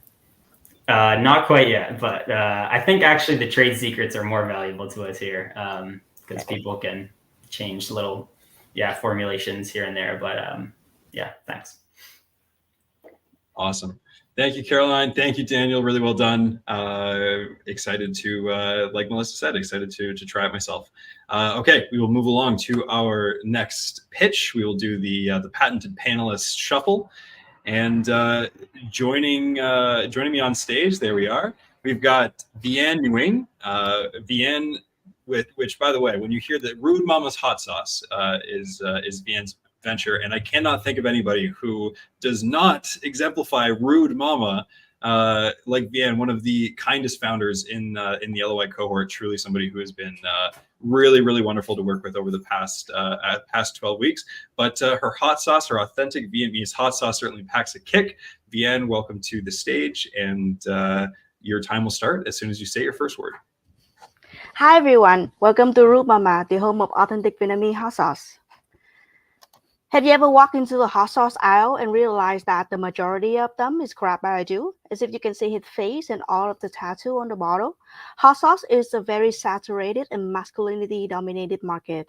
They all come with a repeated theme. Every bottle is a rock star, a challenge, overly heat but no real flavor. And the majority of them is vinegar-based, with it pungent, overpowering when you pair with food, and when you have it, it just sits on your chest and doesn't go anywhere. So our solution is to bring from Vietnam a perfect balanced recipe that has been passed down through generations. There's two things distinctive about our hot sauce is our chunky salsa-like texture and the use of only Thai chili pepper would give a slow heat profile when you taste. So for that, you can use Rude Mama to elevate all of your favorite dishes, regardless of the cooking technique. Whether you cook, you marinate, or you can just put it on top. Rude Mama hot sauce is not only the only authentic Vietnamese hot sauce in the market right now, we also the only authentic Vietnamese hot sauce that offering fruit flavor with high quality, clean ingredients, which set us miles apart from our competitor. And we aspire to dominate the Asian sector of the hot sauce market. Hot sauce market is a very steady market with 6% annually growth in Canada and 7% in US. But what those numbers doesn't account is the significant increase of Asian population over the year. In Canada, it's over 50%. And those significant population will soon shape the taste of the market in the future. And so for that, our target market includes three important targets. First is Asian immigrant craving for the taste of home. Second is spa enthusiasts craving for authentic flavor, and health-conscious consumer looking for a mindful choice, what Rude Mama is perfectly crafted for. So our team has grown from one mad woman doing everything from two person right now. Right now I have our lovely Benjamin, who act as our COO and oversee our operation. And our traction for the past 6 months has been significant. Within 6 months, average monthly revenue is of 8,000, and then I was able to drive 50,000 in revenue for the first 6 months all by myself. We grow at the pace of 36% monthly, and then we aspire to reach 100,000 by the end of this year, 2024, and 3.4 million by 2029. We're running at 21% unit cost. We also really blessed to have all the amazing entrepreneurship focused organization to stand with us and be our mentor and oversee our commitment to growth. If you love our pitch and want to know more about my hot sauce, or just want to see Rude Mama in your area, please hit that with a recommendation. We would love to hear from you. Let's add a Vietnamese taste to your kitchen, one jar at a time. Thank you. Really wonderful job, Vian. Very, very cool. And exceptional. Cannot wait. Again, just like with so many of the ventures in LOI, I cannot wait to give it a try. So excited for that. Melissa, I would love to throw things to you first to kick off our questions. All right. So, okay, now you see the background. I'm in beautiful Ottawa. So first of all, congratulations. I remember I met you a while ago, even before you joined the program. To see your progress today has been incredible. So I'm just curious about what the next, say, 1 to 3 year plan is for distribution. Like, how are you going to get into more and more stores? So we actually crafted a 5-year plan forward. So this year we plan to expand across Ontario, and then for next year we plan to expand across Canada, and then export into US, South America in the onward into 2029. So part of that plan for this year, we want to focus more onto e-commerce as well as the retail distributor. And then we have a co-packer right now. We also have a broker on board who gonna help us into like a more aggressively advanced. Awesome, love it. Thank you. Thanks, Melissa. Shivani, what do you think? Thanks. Again, really great pitch. I'm a really big fan of all hot sauces, and I can't wait to try Rude Mama. I do find in a space like this, branding, marketing is so key. So I'm really curious to learn a bit more about what your marketing strategy looks like, just in your roadmap, and currently, like, what percentage of your sales are you allocating to sales and marketing? Right now, most of the branding and then even the pitch and the color you see is it's crafted by me, and then we grow really organically. But then we also planning to get more student on board in terms of the co-op, so we can work with them one-on-one and then guide them through.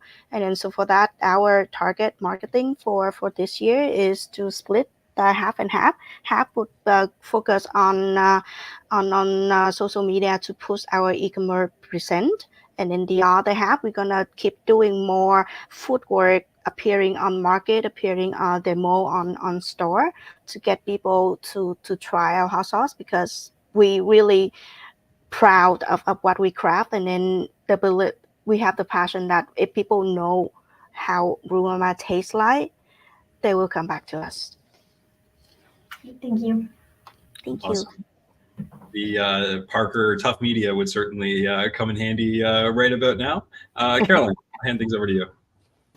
Thanks so much. I'm also excited to try. I grew up in Indonesia, so I love spicy things and hot sauces in my diet every day. So I would love for you to be on the West Coast here in Vancouver, get into TNT and Sungiven and all these Asian supermarkets. It would be great to see your hot sauce here. In terms of in terms of partnerships, have you thought about partnering with restaurants and I guess maybe not just Vietnamese restaurants, but other restaurants? Oh, thank you for asking that. That's a great question. We did a restaurant show Canada just to kind of like testing out the water, and we have significant interest from restaurant owner and then like supplier and in the ecosystem. So we initially, my main focus is directly to customer, because that is like a quick return for us, and then that help us with the cash flow, and then like I get more money to keep growing the business. But now having that whole opportunity open for us, we do have some plan in the future to get more into restaurant. But then in order to do that, we need to really work on our packaging, because I have a commitment to not using plastic in my packaging. That's the reason why it comes with a jar instead of the bottle, like the traditional generic hot sauce is. So if I go into restaurant route, we need to kind of like figuring out the whole packaging, and then I want to make it the most sustainable way possible before I take that decision. Thank you. Thank you, Caroline. Andrew, your thoughts? A really interesting category, obviously a hot category. My question is just more about like just better understanding what your current needs are. What are 2 or 3 things that you need right now? Whether that's expertise, materials, people, access. Be curious to know what are some of the gaps you have that either this group may or may not be able to facilitate, or maybe we can make connections to someone for you. So there are three things that we really need right now. First is the industrial connection, professional connection to help that guiding through the transition phase that we're facing right now, because we in this phase between growing and still being local and small. And then the second one is also help us with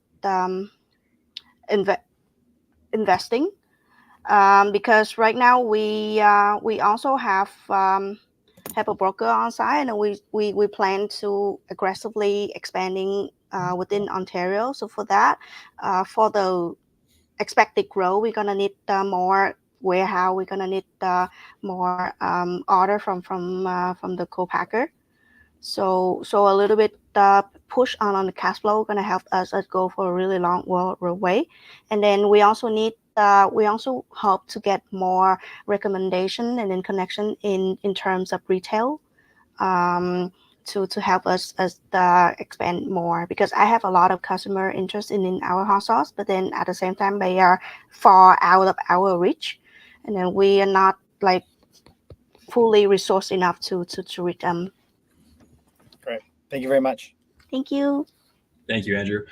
We do have time. We do have time for a follow-up, possibly two, depending on how things go. But curious if anybody has another question for Vian.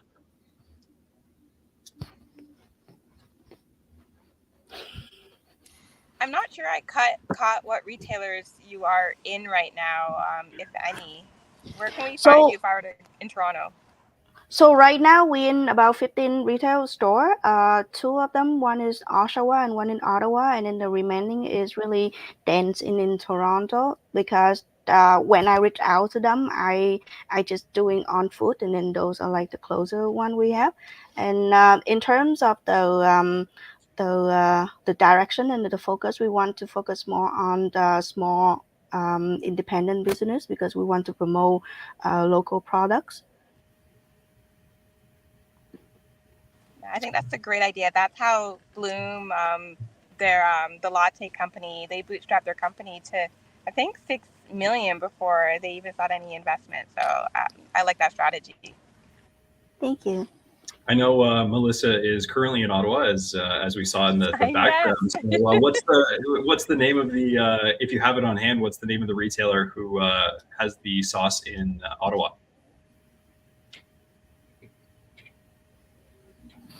Yeah.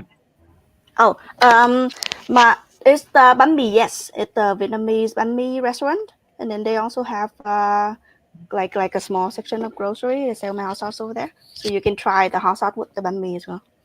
All right, awesome. I'm gonna check that out. Awesome. Perfect. Really well done, Vian. Incredible pitch. And as always, you were so unbelievably lovely. Rude Mama's Hot Sauce. Keep your eyes out for it at a spice aisle near you. We are going to move on to our last pitch of the showcase. Time flies when you're having fun. Everybody do the panelist dance here. And welcome to the stage, Michael Zhang and Cooper Mandel from Carb Farm, helping Canadian farmers implement regenerative agriculture through carbon credits. All right, gentlemen, appreciate you guys both being here to present, and your time will start whenever you say your first words. Good luck. Hi, everyone. I'm Michael from Carb Farm. I'm joined with Cooper, and I'll start us off by telling you guys that we have a soil problem. In fact, 1/3 of the world's agricultural soils are degraded. And so, because of traditional industrial agricultural processes that have a lot of overgrazing and chemicals, and unfortunately, the discrepancy lies in the fact that global food demand is expected to rise by 35 to 56% by 2050. So farmers nor their soils can keep up with this trend. Only 30% of Ontario farmers implement regenerative agricultural practices to improve their soil. And we've asked a lot of Ontario farmers why they're not implementing regenerative agriculture to improve their soil and their food yields. There's two main reasons. Number one, there's a big financial burden. And two, they don't know how to set up stuff like cover crops or reduce tillage. And so that's where we come in. Carb Farm empowers and incentivizes farmers to implement regenerative agriculture through carbon credits. And here's how we do it. So we have a 5-phase solution. In phase number 1, we have an initial consultation with the farmers where we collect data and we identify the best management practices to implement. In phase 2, we actually help the farmers implement these agricultural changes.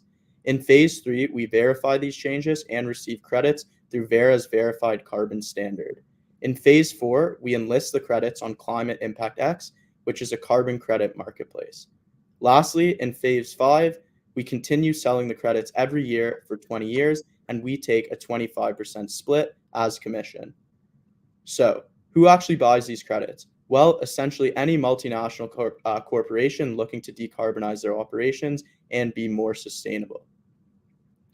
Working with us, a typical farmer can expect to earn over $140,000 in revenue after 20 years and remove over 2,000 metric tons of carbon dioxide from the atmosphere. And Carb Farm can expect to earn over $10 million in revenue after 20 years and sequester over 500,000 carbon tons of carbon dioxide from the atmosphere, working with around 200 average-sized farmers. And here's the opportunity. In Canada alone, we have a total addressable market of 325 million, with a lot of cropland and farmers in Canada. And if we factor in Ontario as well as adoption rates, our serviceable obtainable market is $14.3 million. We compete based off 2 factors. Number 1, we're for Canadian farmers. Our competitors all operate solely in the US. And secondly, we have a holistic soil evaluation, where we look at other soil health metrics, not just carbon, but also water retention and phosphorus, which are the metrics that farmers really care about. And this is our traction. We're currently working with an initial batch of 30 Ontario farmers who are influential in their community by performing soil carbon modeling, as well as identifying the best management practices for their farms. And so with your help, we can continue this pilot test along with mentorship and introductions to experts in the carbon exchange executives world, as well as the voluntary carbon market. And so we invite you to join us in the mission of implementing regenerative agriculture and solving the soil crisis 1 acre at a time. Thank you. Well done, guys.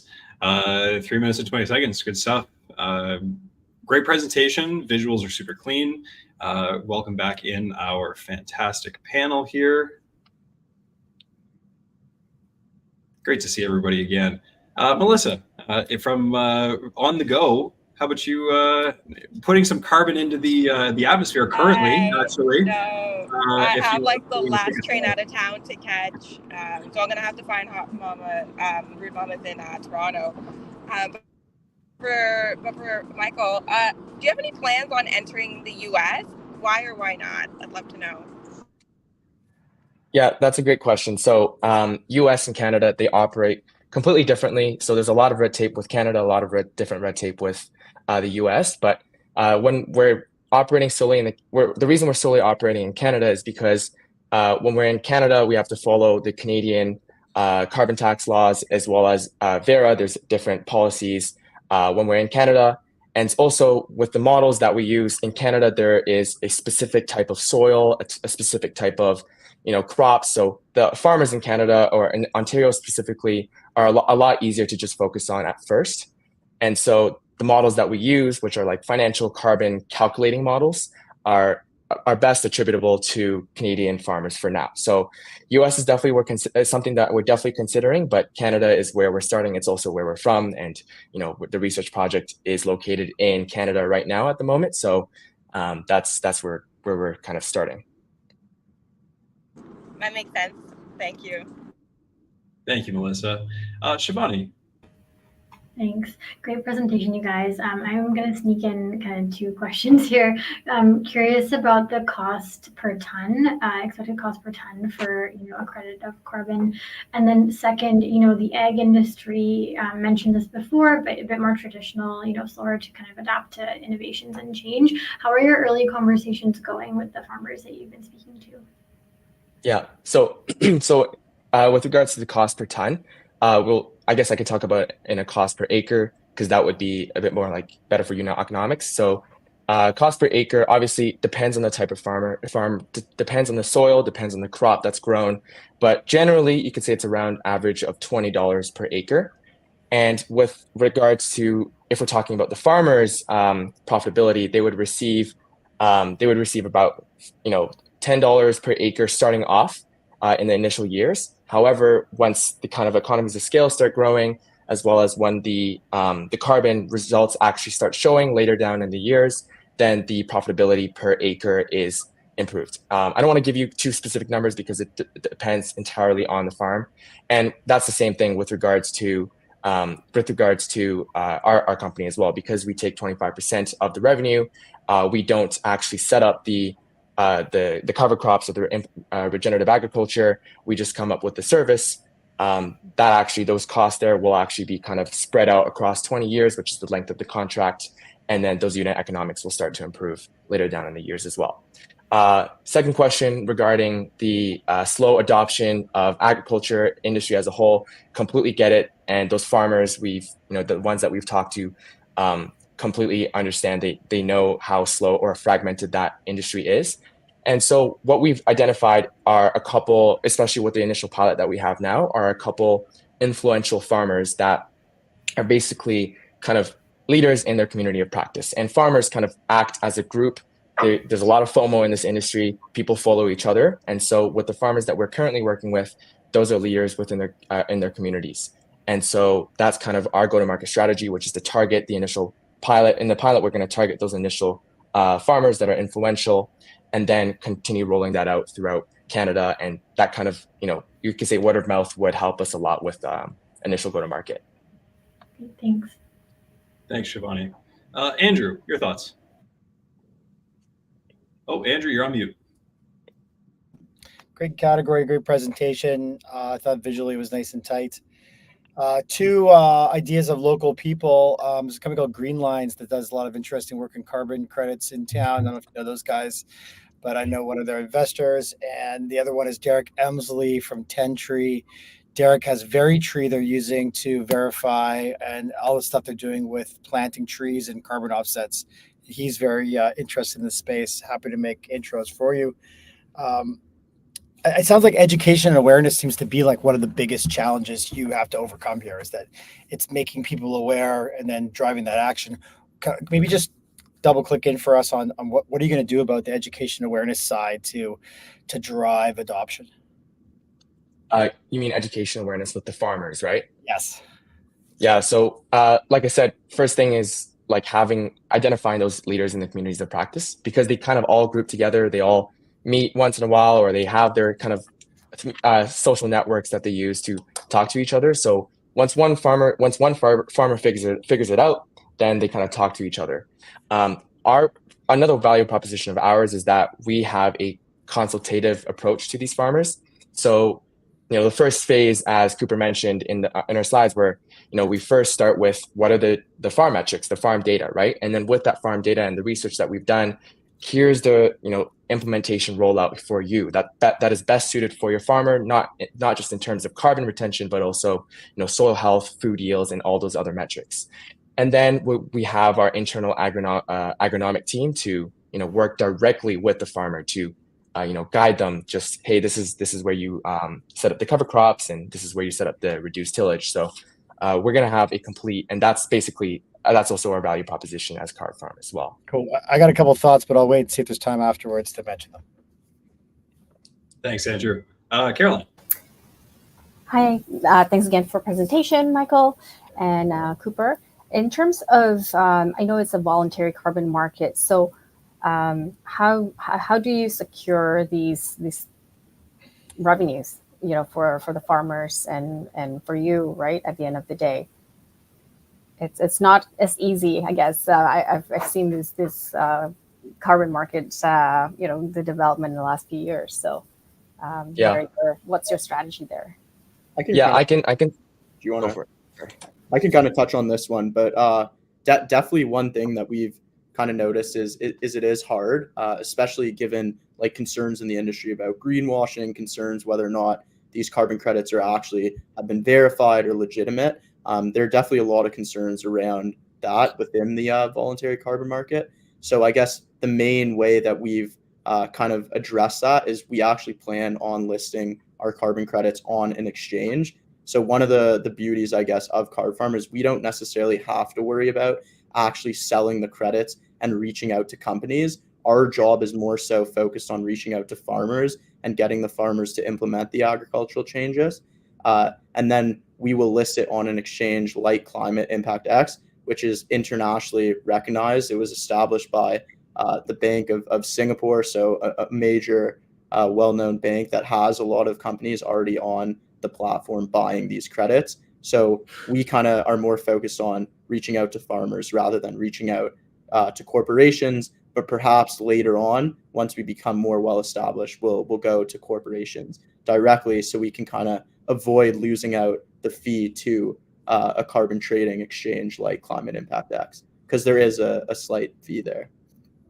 I'll make one last quick note really quick, is just regenerative agriculture credits are the highest quality of credits, or one of the highest quality of credits out there in the market, because there's a lot of junk credits that have appeared. So regenerative agriculture, because it's natural, it's removal of the credits, it's also nature-based. A lot of companies are fighting for these credits in the market right now. That's good to hear. Thank you. Great question, Caroline. We do have time. Andrew, I know that you were excited to ask a follow-up there. Well, just, I guess, an idea and a question. First idea is just what you're doing, and I get it. I think that this idea that the farmers are already networked on social, but I can see like a certification type program where you could build out some sort of an awareness and testing program where you can drive people to have a little thing that they could put. People do like to put, things in their email signatures. They like to basically have a trophy to say that I'm doing my part. And I think there's something there that could not cost too much money, but drive more adoption and drive some network effects. Have you guys tapped into the protein supercluster for protein-based farmers? I know that is there's a lot of government money. It's a bit adjacent to where you are, but I could see a potential for you to be able to maybe tap that. Not yet, but it's a great idea. Yeah. Okay. Thank you. Awesome. Good idea, Andrew. Appreciate you sharing that. Okay, well, that is going to do it for our last pitch. Michael Cooper, really well done. To our fantastic panelists, Caroline, Andrew, Shivani, Melissa, can't thank all of you enough for your wonderful insights, your questions, for continuing to champion the world of youth entrepreneurship. It really does mean a lot to myself and the entire organization and all of the founders who have pitched today, that all of you took the time to be here amongst your very busy schedules. So don't think that was lost on any of us. We can't thank you enough. And now that the pitches are done, the voting commences. Okay, so I'm going to clear the stage here. Thank you, everyone, again for taking part. Appreciate it. Appreciate it. Appreciate it. There we go. Get that spotlight solo shot. It's time to vote, folks. So you've seen 7 incredible pitches from some of Canada's best youth entrepreneurs. As a reminder, we had Zamina from Mevi, the task management app for moms with new babies. David Bowler, from Golden's Goods, Oat Drink for the health-conscious consumer. Joelle Kalu, Open Pina. Siri for police and law enforcement agencies. There was Jack from Poultry Patrol, revolutionizing poultry production with autonomous robots. Daniel from Ursud Shampoo, no bottle. Personal care tablets that are more sustainable and travel friendly. Vianne, Rude Mama herself, Rude Mama hot sauce, authentic Vietnamese hot sauce, handcrafted from a traditional recipe. And then we just saw Michael and Cooper pitch from Carb Farm, helping Canadian farmers implement regenerative agriculture through carbon credits. 7 incredible people that you have the opportunity to vote for. We are going to be releasing the voting link as I see it has been, it's been shared with all of our platforms. While you are voting, and by the way, if you are one of the founders who pitched, you can vote, but don't vote for yourself. I mean, come on, let's keep everything above board here. But the key to the voting process is vote for the person who you think best pitched their venture within their 3-minute their time there. Founders are vying for over $3,000 worth of prizes from the LOI community. And in the meantime, as you're voting, and please do vote on any platform that you possibly can, I'm going to bring Rob Ironside back to the stage. And Rob, I understand that these youth entrepreneurs actually have an opportunity to not only be recognized during this pitch, but actually with the Youth Entrepreneur of the Year Awards. Yeah, absolutely. Thanks, Kyle. I'm just making sure the link is there in the main event chat as well. So it should be there. I think I should be able to put that comment on stage. This is what it looks like. Just for those 108 people in the audience, make sure to click that link and submit your event. You have a few minutes to do that before we have to sneakily do some behind the scenes stuff to announce the winners. But in the meantime, Kyle's giving me the opportunity to come out here and share with everybody about another project that the League of Innovators is involved with, which is called the Young Entrepreneur of the Year Awards. It's something that we created last year as a way to kind of like bring together all the different elements of the ecosystem in Canada that support young entrepreneurship and young innovators, and really celebrate that as something in our country and the valuable impact that it has. So last year we thought it would maybe be a Zoom call with a few people, and we kicked it off in May last year, launched a website in June. We got over 250 applications and nominations for it. We had amazing sponsors like Flair and Molson come on. So all of the winners were ended up got not only flown out to Toronto for the awards night, but each winner also won a round trip flight for them and a +1 anywhere Flair flies, along with a bunch of other incredible opportunities. We ended up having a sold out event with over 500 people in Toronto. It was an incredible night, and we're excited to do it all again this year.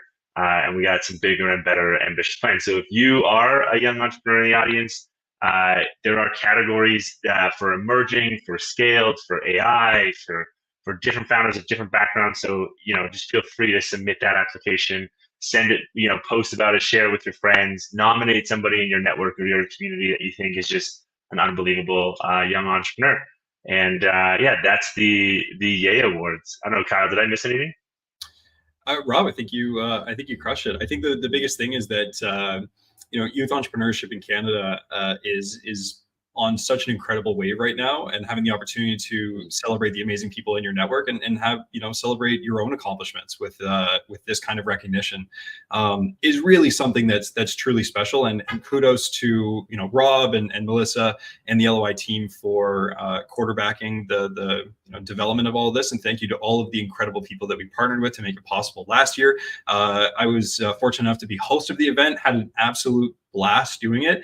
We're running it back the next Young Entrepreneur of the Year Award ceremony. So I'm excited and honored to be able to present for all of you. And there's a possibility that some of the pitches that you saw tonight may be walking across on our virtual stage, maybe walking across our IRL stage to accept their awards. Rob, as we tabulate was the word I was looking for. I was going to say calculate, but it just didn't seem like it has the same flair as tabulate the votes on the back end here. And we'll close voting in just a second. And get those last minute votes in. Is there any advice to some of the pitchers today, or any thoughts that you had as you were watching the incredible founders pitch?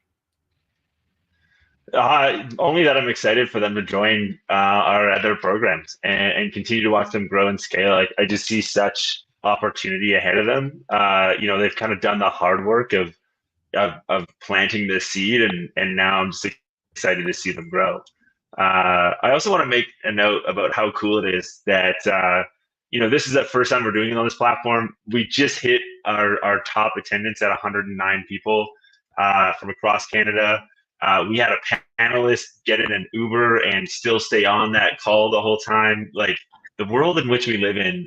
So shout out to innovators everywhere building cool shit, because this has been an amazing performance of the Kernel team and all the stuff that underlined this here to make this event possible. And I'm excited for us to continue and grow this more kind of like public kind of thing and highlight some of the awesome entrepreneurs in our community. But back to your question, Kyle. I think just that we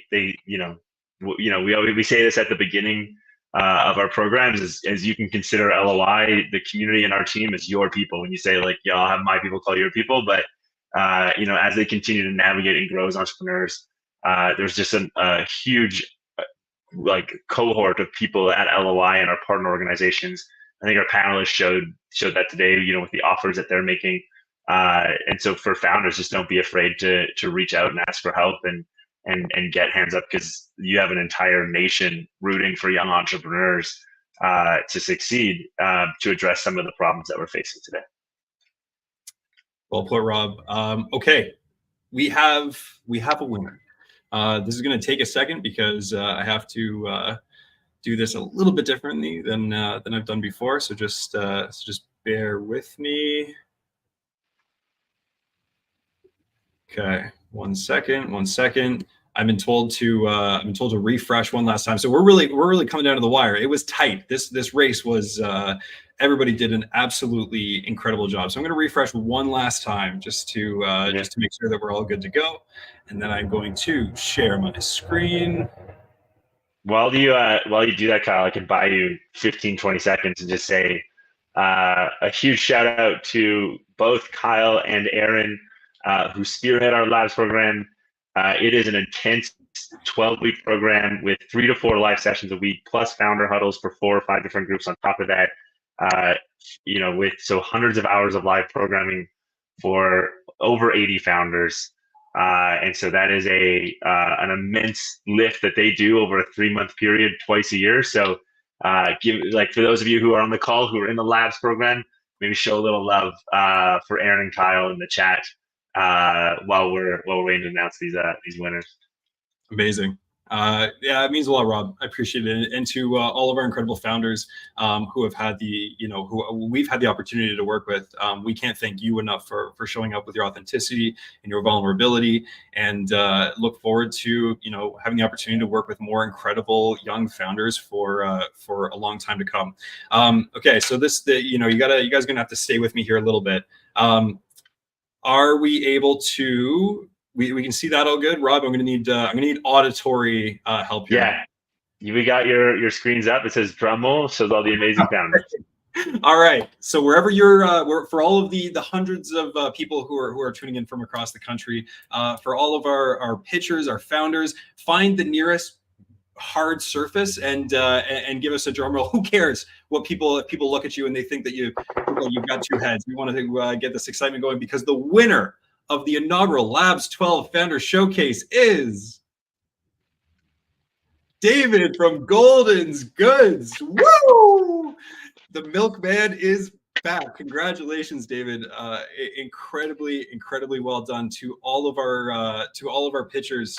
You guys were absolutely fantastic. It truly did. We set a 5-minute timer. It came down to the wire, and we could not be happier for David. David had the opportunity. I've connected with David a number of times throughout the program, and I cannot think of a more deserving individual to be awarded with our prize package. That includes, as Golden Goods continues to scale, $2,500 in-kind marketing services, courtesy of Tough Media. A huge shout out to them again for all that they're doing to support the incredible founders in our community. They themselves are absolutely fantastic. As you see there, I do want to highlight, because they stepped up in a big way to make this a really special event for our founders.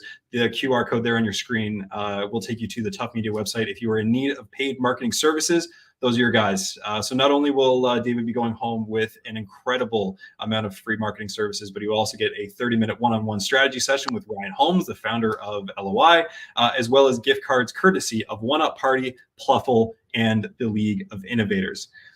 Congratulations, David. I'm really excited for you. The last thing that I want to say for everybody who is stuck around for this event, who continues to celebrate the world of entrepreneurship, and specifically for the Labs program, I want to talk to all of the founders out there who are working on their product market fit. They are about 6 months to a year before going full time.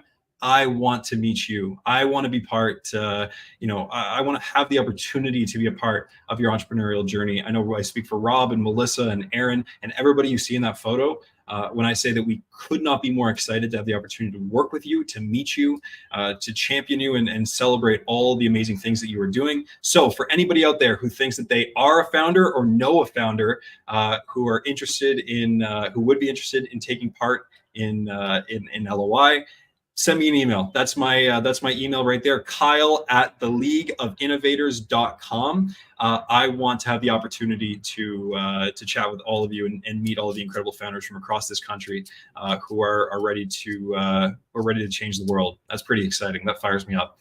To everybody who has tuned in, thank you. To our panelists, thank you. To our founders, thank you. To everybody who is interested in youth entrepreneurship, continue to blaze that path forward. It has been an absolute pleasure to bring you this event. We look forward to doing it again. Make sure to take care of yourselves. Remember that you are the engine that makes the thing go. So you got to take care of yourself, okay? Take care of your physical health, your mental health, and we look forward to meeting you. Take care. Have a great night, and happy entrepreneuring.